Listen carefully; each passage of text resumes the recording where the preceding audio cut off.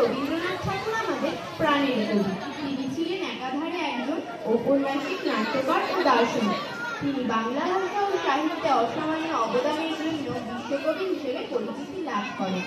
আজ আমাদের বিদ্যালয়ের বার্ষিক সাংস্কৃতিক অনুষ্ঠানে আমাদের সকলের প্রিয় রবি ঠাকুরের কবিতা আবৃত্তি করে শোনাতে চাই।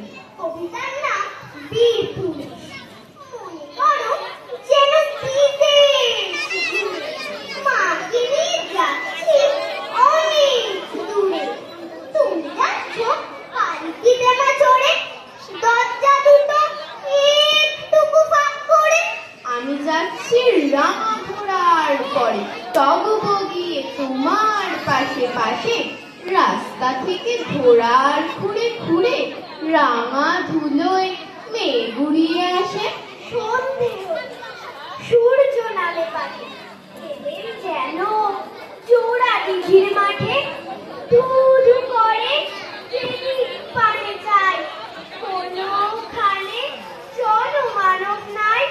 তুমি যেন আপন মনে তাই ভয় পেয়েছো, ভাবছো এলেন কোথা।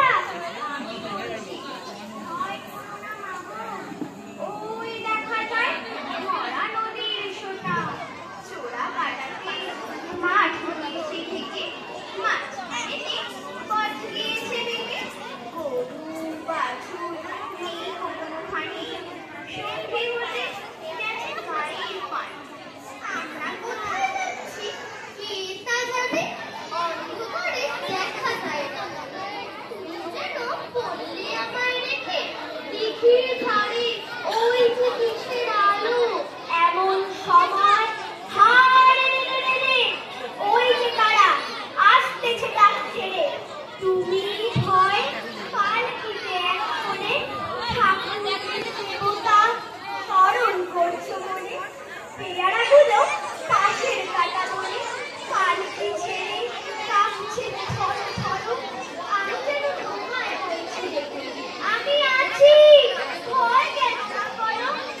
হাতে লাঠি, মাথায় ঝাঁকড়া চুল, কানে তাদের গোজা জবার ফুল। আমি বলি দাঁড়া খবরদার, এক পা কাছে আসিস যদি আর, এই যে দেখ আমার তলোয়ার, টুকরো করে দেব তোদের সেরে। শুনে তারা লক্ষ্য দিয়ে উঠে চেঁচিয়ে উঠল হারে রে রে রে রে। তুমি বললে যাচ্ছে খোকা ওরে, আমি বলি দেখো না চুপ করে। ছুটিয়ে ঘোড়া গেলেম তাদের মাঝে, ঢাল তলোয়ার ঝনঝনিয়ে বাজে। কি ভয়ানক লড়াই হলো মাঝে, শুনে তোমার গায়ে দেবে কাটা। কত লোক যে পালিয়ে গেল ভয়ে, কত লোকের মাথা পড়লো কাটা। এত লোকের সঙ্গে লড়াই করে ভাবছো কত গেলই বুঝি মরে। আমি তখন রক্ত মেখে ঘেমে বলছি এসে লড়াই গেছে থেমে।